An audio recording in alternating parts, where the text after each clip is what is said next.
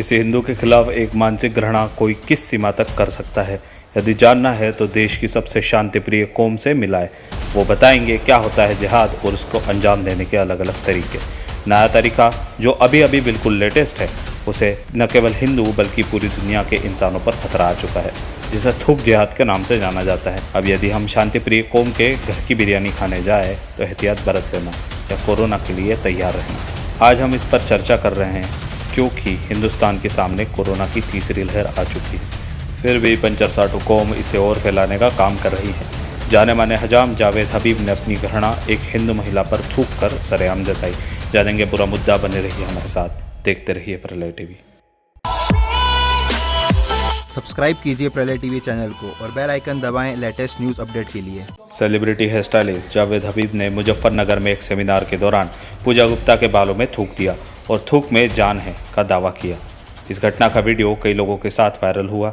हबीब यह कहता है कि यदि आपके पास पानी नहीं तो लार का उपयोग करें, इस थूक में जान है। जावेद हबीब ने वीडियो के बात करते हुए कहा कि वास्तव में गुप्ता के बालों पर थूक रहा था। वीडियो पर प्रतिक्रिया देते हुए पूजा गुप्ता ने कहा कि उन्होंने सेमिनार में हबीब से कुछ सवाल पूछे थे, फिर उन्हें उस मंच पर बाल कटवाने के लिए डेमो के लिए आमंत्रित किया गया, लेकिन उसके बालों पर थूक उसे अपमानित किया गया। मुजफ्फरनगर पुलिस ने राष्ट्रीय महिला आयोग के एक ट्वीट का जवाब देते हुए ट्विटर पर इसकी जानकारी दी, जब उन्होंने कहा कि घटना का संज्ञान लिया गया है। NSW ने बताया कि चेयरपर्सन रेखा शर्मा ने यूपी पुलिस के डीजीपी को पत्र लिखकर वीडियो का सत्यता की जांच करना और उचित कार्यवाही करने के लिए कहा गया है। पूजा गुप्ता ने मुजफ्फरनगर के वंडरसॉफ्ट प्रोफेशनल द्वारा आयोजित सेमिनार में भाग लिया था, जिसका प्रबंधन मोहम्मद अमन करते थे। जावेद हबीब को इस कार्यक्रम में मुख्य अतिथि के रूप में आमंत्रित किया गया था और सभी उपस्थित लोगों को बाल कटवाने के तत्व सिखाए जाने थे। मुजफ्फरनगर में आप किसी सेमिनार में गए थे, कहाँ सेमिनार था और क्या वहाँ पे पूरा प्रकरण हुआ, उसकी पूरी जानकारी आप दीजिए। मुजफ्फरनगर में ये अमान सर के थ्रू एक सेमिनार था। वंडरसॉफ्ट कंपनी वालों ने जावेद को एज ए चीफ गेस्ट और केमिकल सिखाने के लिए बुलाया हुआ था, तो हम लोग भी वहाँ कुछ काम सीखने के मकसद से ही गए थे। ये था किंग विला, एक होटल है, वहाँ पर था ये प्रोग्राम, और प्रोग्राम वहाँ 10:30 से स्टार्ट था। हम लोग सब ये प्रोग्राम अटेंड कर रहे थे, मेरे साथ 4-5 मेरे स्टूडेंट भी गए थे। प्रोग्राम बहुत बढ़िया चल रहा था, लेकिन अगर कोई उनसे कोई भी सवाल पूछ रहा था, पहली बात तो वहाँ किसी ने सवाल पूछा ही नहीं। सिर्फ मैंने सवाल पूछा तो मेरे सवाल का उन्होंने कोई जवाब नहीं दिया और ये कहा है कि तू चुप बैठ जा, तू एक पार्लर चलाती है और मैं 900 चलाता हूँ। तो मैं बैठ गई सर।